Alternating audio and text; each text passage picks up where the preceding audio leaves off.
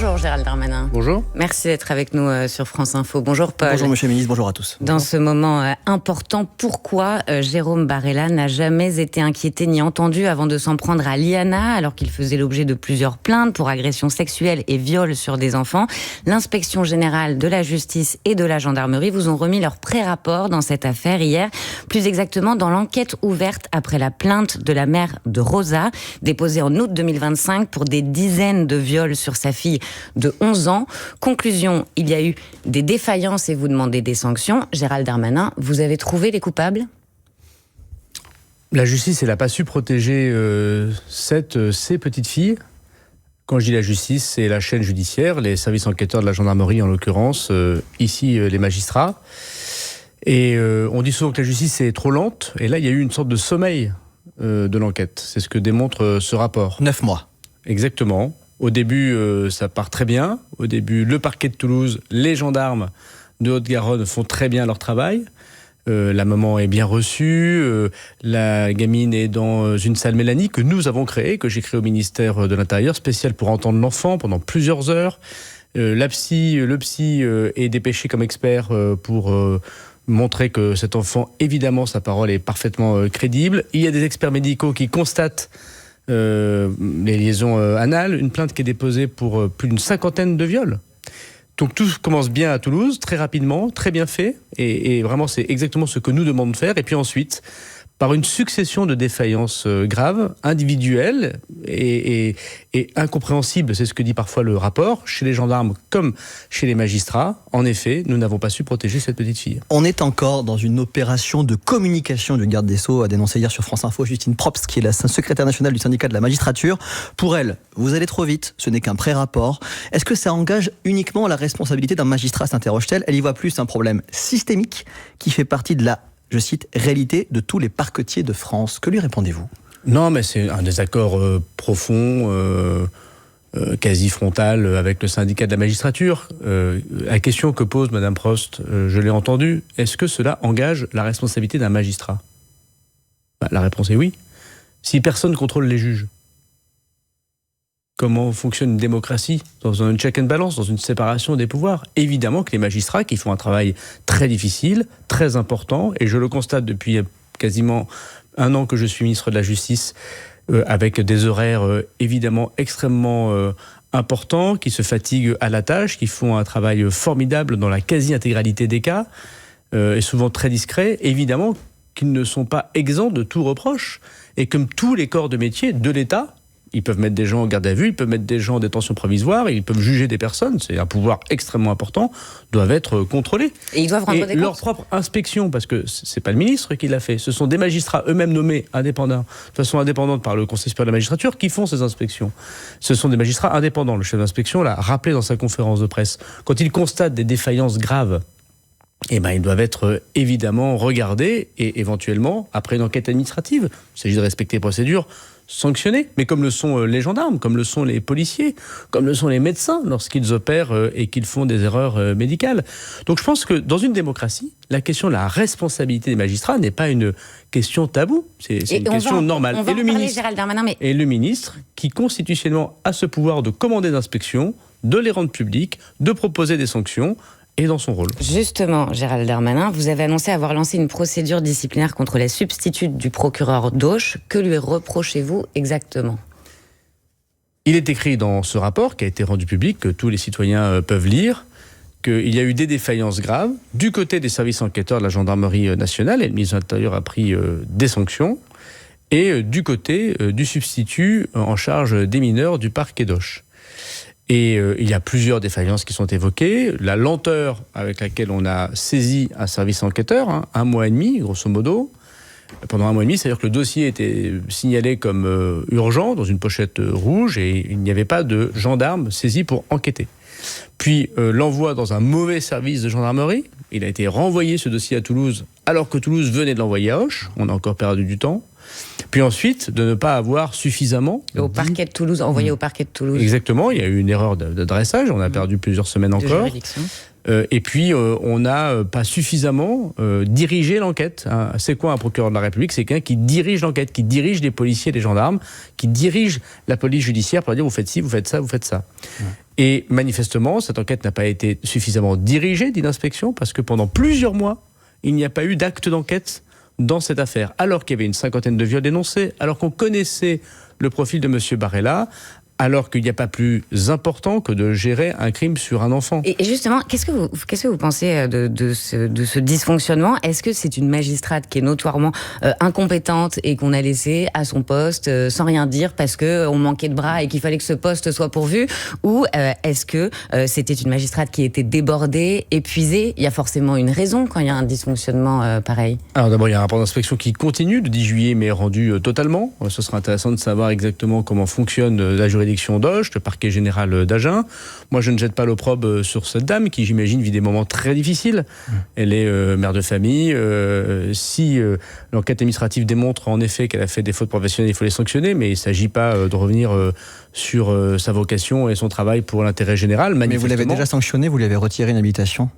J'ai pris des mesures conservatoires avec le procureur général d'Agen, comme les gendarmes ont eu des mesures conservatoires. Il s'agit d'avoir l'égalité entre des militaires de la gendarmerie qui sont au PJ ou en responsable hiérarchie et la magistrature. Qu'est-ce qu'on dirait si les gendarmes étaient sanctionnés, y compris de manière conservatoire, et pas les magistrats? Donc évidemment je le fais, c'est dur, hein, avec évidemment le cœur serré pour les magistrats. Ça ne veut absolument pas dire, d'abord, qu'il n'y a pas partout ailleurs en France des manques de moyens, même si là, ici, présentement, comme l'a dit le rapport, ce n'est pas le cas. Des magistrats qui sont évidemment débordés dans beaucoup de parquets en France, qui manquent de moyens médicaux, qui manquent de moyens d'OPJ, qui manquent de moyens informatiques. Ça fait 1 an que je suis là et je porte le budget le plus important de l'histoire de la justice, parce que nous l'avons augmenté de 700 millions encore cette année. On va reparler des moyens. Il faut continuer à le faire. Mais sur les sanctions, mais je veux aussi dire, si vous me le permettez, je veux aussi dire qu'il y a des magistrats, et c'est le cas aujourd'hui, dans des conditions de pression extrêmement fortes, qui font un travail très difficile et formidable et qui sauve des enfants tous les jours. Est-ce que d'autres personnes seront sanctionnées? Et est-ce que la procureure d'Auch, la procureure qui avait été pointée du doigt dans un premier temps et menacée, ensuite est mise hors de cause par ce pré-rapport? D'abord, je veux condamner ces menaces qui sont inacceptables en démocratie. Ce n'est à personne de faire justice soi-même, encore moins sur les réseaux sociaux. C'est au ministre et au CSM de prendre ses responsabilités, le Conseil supérieur de la magistrature. Deuxièmement, dans le rapport, il n'est pas écrit que la procureure d'Auch a une responsabilité quelconque dans cette affaire, mais nous avons demandé à l'inspection de continuer son travail pour voir le fonctionnement de cette juridiction, et donc Madame la procureure d'Auch reste en responsabilité et mène le parquet à Auch. En lisant ces 46 pages accablantes, kafkaïennes, on découvre que la plainte a été transmise de Toulouse au parquet d'Auch par voie postale. Comment c'est possible? On apprend que ce dossier a été envoyé en papier parce qu'il y avait ce qu'on appelle un scellé. Concrètement, c'était l'audition vidéo de cette petite Rosa. Comment est-ce possible qu'en 2026, de devoir envoyer par la poste un dossier qui va se perdre parce que la justice ne sait pas techniquement faire ce que fait toute la France, à savoir envoyer un lien hypertexte avec un fichier vidéo? Alors on peut le faire. Pourquoi vous pouvez faire? Il existe des boîtes mail dans les deux juridictions et entre Toulouse et Auch, il y a Internet. Je tiens à vous rassurer. On peut le faire. D'ailleurs, l'inspection... On n'a pas à être rassuré, là, ça n'a pas été fait. L'inspection, comme le montre le chef d'inspection, montre que ça n'a pas été fait. Il n'y a pas eu d'envoi de mail. Il n'y a pas eu d'appel téléphonique. On aurait pu aussi, dans les années 70 ou 80, on aurait pris son téléphone, on aurait appelé le parquet d'à côté, on aurait dit « je t'envoie quelque chose d'important ». Il n'y a pas tous les jours des dizaines de viols sur enfants à Auch. Donc il faut aussi que l'on mesure que c'est une affaire très grave. Chacun savait qu'elle était très grave, que dès le début, le rapport d'inspection le montre, les gendarmes, le parquet de Toulouse montrent qu'elle est très grave et qu'on a des éléments extrêmement probants en connaissant l'auteur qui est manifestement un réitérant. Donc objectivement, il y a peu d'excuses. En revanche, si la question plus large concerne la numérisation de la justice, j'ai déjà eu l'occasion de dire que j'étais à la tête d'un ministère qui était à la préhistoire numérique. Quand je suis arrivé, il y a maintenant 9 ans, au ministère des Comptes Publics, au ministère du Budget, c'était également la préhistoire numérique. J'y ai fait l'impôt à la source. En 3 ans, j'ai dématérialisé l'impôt. Il n'y a plus de feuille d'impôt et vous avez une relation classique, normale avec l'administration. Donc vous avez des annonces à faire sur les logiciels, notamment le logiciel Cassiopée. Quand je suis arrivé au ministère de la Justice, il y avait 2 tribunaux sur les 160 tribunaux. Il n'y en avait que 2 qui étaient numériques. Il y en avait 2 qui avaient des procédures qui étaient procédures numériques. Maintenant, on est à 160. Il ne reste plus que 3 tribunaux qui ne sont pas en tribunaux numériques. Ce qu'il faut désormais faire, c'est désormais, parce qu'aujourd'hui à Auch et à Toulouse, c'est des tribunaux numériques. Tout est en format numérique. Que non. Attendez, je termine. Tout est en format numérique. Ce qui ne va pas, c'est que lorsqu'il y a des affaires criminelles, ce sont peu d'affaires, mais elles sont très importantes, entre une juridiction et une autre, Nous sommes en train de passer à ce moment numérique et donc on a encore entre 20 et 30% de papier dans les juridictions. Faut-il en tirer des conclusions, puisque on aurait pu envoyer un mail, c'est quelque chose d'extrêmement pratique et que nous faisons dans la vie de tous les jours. Faut-il en tirer la conclusion que dans les semaines qui viennent, il faut que nous mettions tout notre poids de corps pour numériser l'intégralité des papiers dans l'intégralité des juridictions pour que plus jamais une histoire comme ça se recommence parce que quelqu'un pourrait avoir oublié l'idée d'envoyer un mail? La réponse est oui. Je vais faire un choc numérique au ministère de la Justice, que j'ai commencé depuis 1 an, mais ça met du temps de numériser. C'est pas si facile que ça, avec les moyens que m'a donné le président de la République. Et je promets le 0 papier d'ici 6 mois, où on va tout scanner, on va tout mettre avec l'intelligence artificielle dans toutes les juridictions. Ça, c'est une réponse structurelle à des difficultés qui existent partout, parce qu'il y a des tribunaux à Pointe-à-Pitre, à Cayenne, à Lille, qui ont encore vu la masse des dossiers comme cela, et il faut que nous y répondons. Mais je voudrais dire que dans l'affaire Rosa et Liana, on aurait très bien pu envoyer un mail par ailleurs. Mais oui, le choc numérique au ministère de la Justice doit être accéléré.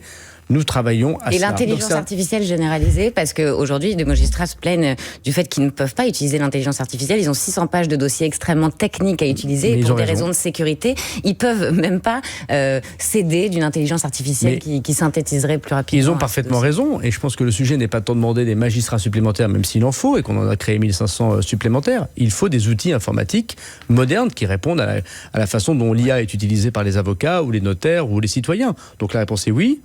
Là encore, nous venons de créer l'assistant IA au ministère de la Justice il y a 6 mois. Nous ne l'avions pas d'outil de transcription, pas d'outil de numérisation. Nous le faisons. Il y a une grande différence avec le ministère de la Justice et les autres ministères. C'est comme le ministère de l'Intérieur ou des Armées, j'ai eu à le connaître au ministère de l'Intérieur, c'est que nous avons des données très sensibles, de secret d'instruction, de secret de l'enquête, du secret des affaires. Et nous ne pouvons pas mettre ces données dans des clouds qui sont en dehors de la France. Nous n'avons pas d'infrastructure aujourd'hui chez les grands éditeurs numériques juridiques. On peut imaginer des sociétés qui font des codes de codification qui sont aujourd'hui sur Internet. Leurs données, ils ne les mettent pas en France.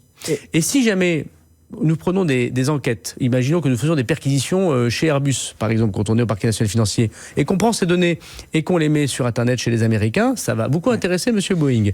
Donc notre travail, c'est pas simplement de faire de l'intelligence artificielle, c'est de garder des données pour que jamais elles ne fuitent. On voit dans quel monde nous vivons. Avant même de parler c'est cette petite difficulté, mais que nous allons résoudre et que nous sommes en train de résoudre. Avant même de parler de l'intelligence artificielle, vous annoncez ce matin sur France Info 0 papier d'ici 6 mois, mais quand on lit ce rapport, on découvre aussi qu'il y a un gros problème de compatibilité entre les différents logiciels utilisés par la police et la justice. Il y a eu des très gros ratés dans l'affaire Liana. Là-dessus, est-ce que vous avez un projet de réforme concret ? Oui, il faut qu'on creuse ce point parce que désormais, les services du ministère de l'Intérieur et les services du ministère de la Justice ont des compatibilités de fichiers. Il y a encore 3 ans, en effet, on réimprimait. Quand ça sortait d'un commissariat, de brigade de gendarmerie, on devait imprimer pour le donner aux magistrats qui parfois devaient le rescanner. Ça, c'est normalement... Mais on voit que dans l'affaire Liana, il y a des trous dans la raquette, là, dans cette affaire, dans votre rapport. La question ne semble pas être des trous numériques. C'est que peut-être que ce sont des comportements qui ont malheureusement mené à la lenteur que nous avons... Et justement, ils n'ont pas coché urgent. Mais par exemple, en octobre prochain, nous y travaillons depuis 6 mois, nous avons l'ouverture d'un portail du justiciable, 6 millions de procédures totalement dématérialisées, comme télérecours pour la justice administrative ou comme l'impôt à la source pour les impôts. Les citoyens pourront regarder où en est leur plainte, les services d'enquête pourront regarder où en est la plainte, les magistrats pourront regarder où en est la plainte et les avocats pourront regarder où en est la plainte. Donc nous sommes en train de dématérialiser une maison qui, en effet... Et je l'ai déjà dit à plusieurs reprises quand je suis arrivé, parce que c'est plus compliqué, parce que c'est une plus petite administration, parce que les données sont plus sensibles, qui était hier dans la préhistoire. Le choc numérique que le président de la République nous a demandé de faire depuis maintenant plusieurs années, il se transforme au ministère de la Justice. Cependant, le bon sens ne remplace pas les logiciels. Oui, justement. Alors, envoyer un mail ou prendre son téléphone pour dire il y a une petite qui s'est fait violer 50 fois et nous connaissons l'auteur, il est chez vous, aurait pu mener à le faire, qu'on soit du côté de la gendarmerie ou qu'on soit du côté des magistrats. Qu'est-ce que ça dit ? Parce que Rosa, elle avait fait état d'une cinquantaine de viols. Elle avait nommé son agresseur. Un examen médico-légal avait corroboré ses propos. Qu'est-ce que ça signifie que tout le monde n'ait pas mesuré la gravité et l'urgence de cette affaire ? Est-ce que c'est un sujet de parole de l'enfant, de parole de la mère de Rosa ? Est-ce que, à certains niveaux, on n'a pas assez cru ces témoignages ? Oui, sans doute.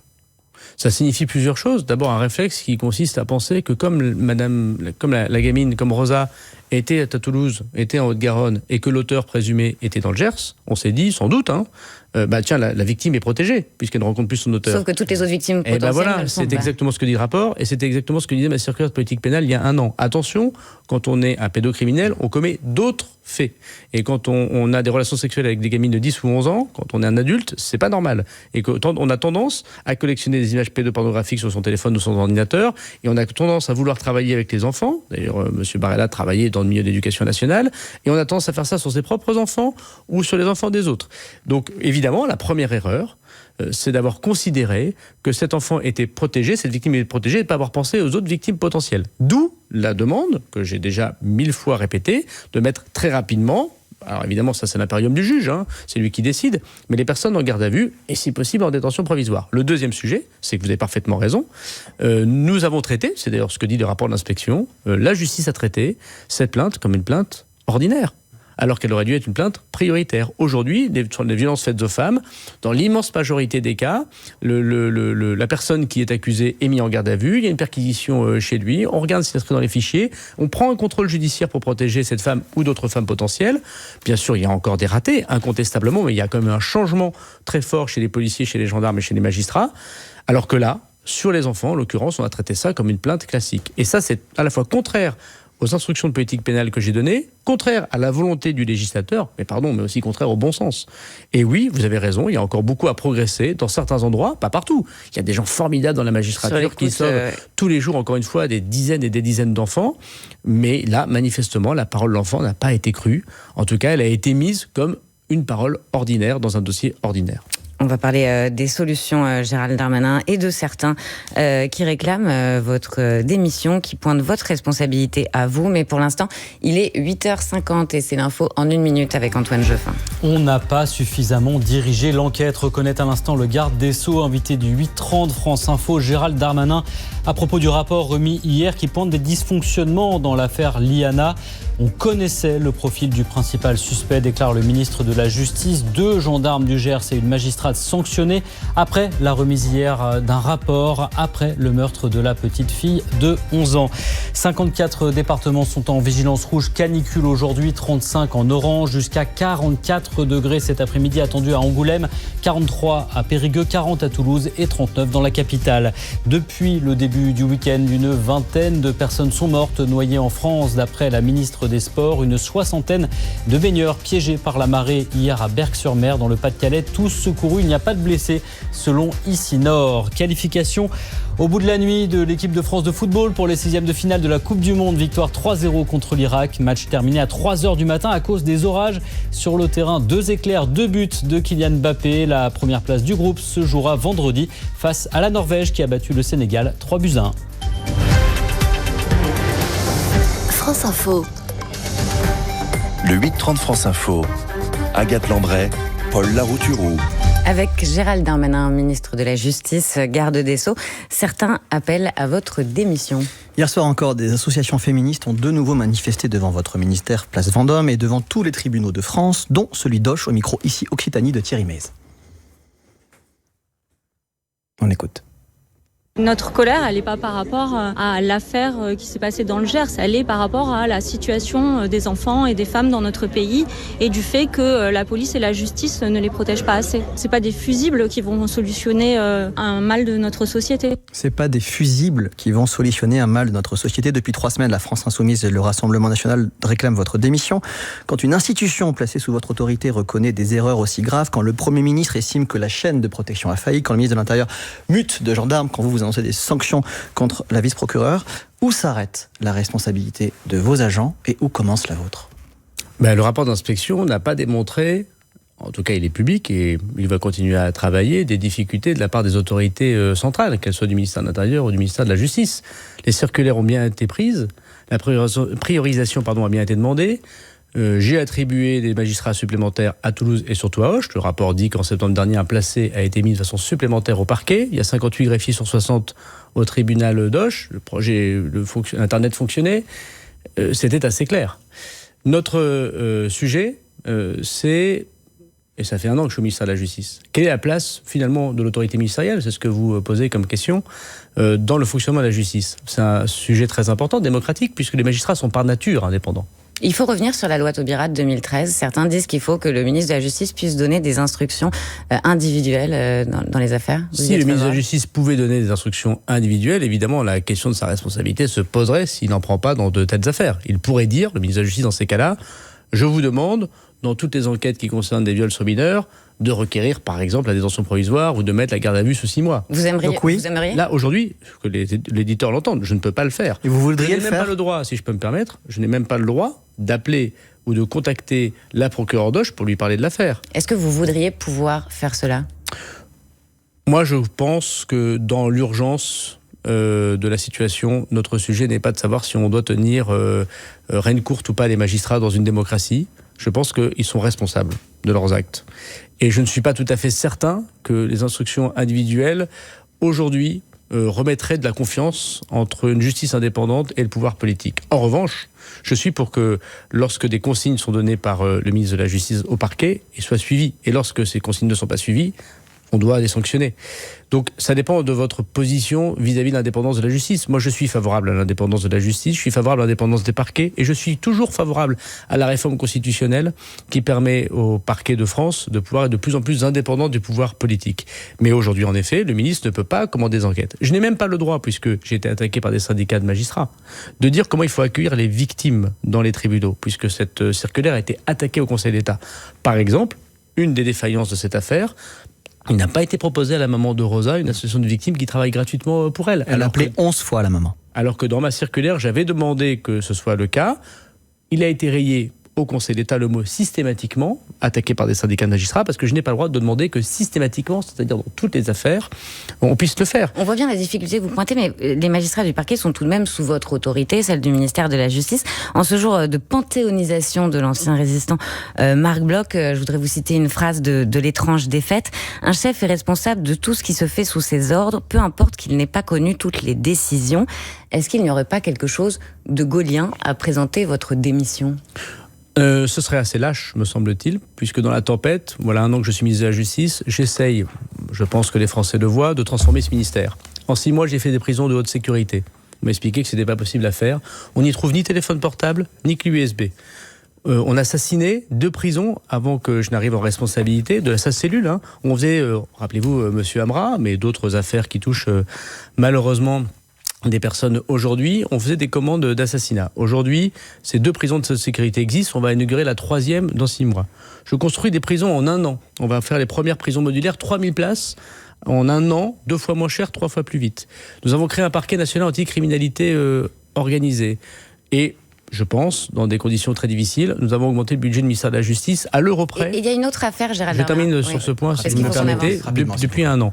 Donc j'ai l'impression de mettre jour et nuit mon énergie à transformer le ministère de la Justice. Est-ce que tout est parfait ? La réponse est non. Est-ce qu'on arrive à bien organiser la justice, un bon service public ? La réponse est non. Est-ce que, en revanche, tout marche mal dans le pays ? La réponse est non également. Regardez les choses telles qu'elles sont aujourd'hui. La justice progresse, simplement elle doit se moderniser encore plus vite parce que nous avons perdu beaucoup de temps. Une autre affaire dans laquelle il y a eu des dysfonctionnements. En janvier 2025, Elias, un adolescent de 14 ans, a été tué à coups de machette par 2 mineurs dans Paris. Là aussi, un rapport avait pointé les défaillances dans le suivi judiciaire des suspects. Aujourd'hui, la mère d'Elias veut comprendre pourquoi les juges des enfants concernés n'ont pas mis hors d'état de nuire ces 2 jeunes, malgré tous les aimants. Elle veut les rencontrer, ce que la justice refuse. Vous, en tant que ministre de la Justice, est-ce que vous comprenez la demande, la détresse de cette mère et est-ce que vous souhaitez qu'elle puisse rencontrer ces magistrats ? Alors j'ai reçu la maman d'Elias à plusieurs reprises. J'ai insisté auprès du premier président de la Cour d'appel de Paris, président du tribunal, pour qu'il la reçoive. Elle a été reçue.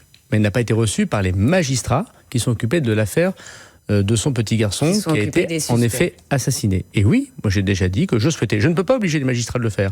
J'ai même interdiction de leur demander de le faire. Mais vous aimeriez qu'ils reçoivent cette mère ? En effet, Madame Bonhomme souhaite voilà, exactement que nous puissions modifier la loi, et je le ferai. Nous avons une loi qui arrive au Parlement la semaine prochaine, avec des articles qui concernent les victimes, et nous travaillerons avec elle, comme je lui ai dit. Pour que les victimes puissent rencontrer les magistrats. Mais comme Madame Bonhomme, elle est médecin. Et elle explique de façon tout à fait normale qu'elle a fait parfois des erreurs médicales. qu'il y a des gens qui, parfois, sur la table d'opération, peuvent avoir des conséquences graves, y compris mourir, et vous demandez à rencontrer le corps médical pour savoir comment ça s'est passé. Ça ne me paraît pas une question délirante. Donc je pense que la justice gagnerait à expliquer ses décisions, y compris quand on est usager du service public de la justice, on n'est pas d'accord. Donc il faut le faire intelligemment. J'ai compris qu'il y avait eu une décision du collège de déontologie de Paris pour dire que ce n'était pas possible. Voilà, je regrette cette décision. Je ne peux pas forcer les magistrats à recevoir cette personne. Mais vous aimeriez que quand on parle de la responsabilité du garde des Sceaux, il faut savoir ce point. Mais oui, je soutiens la maman d'Elias. Et d'ailleurs, nous en avons tiré des conclusions dans la transformation du tribunal pour enfants à Paris comme de la PJJ. Merci beaucoup Gérald Darmanin d'avoir répondu aux questions de France Info.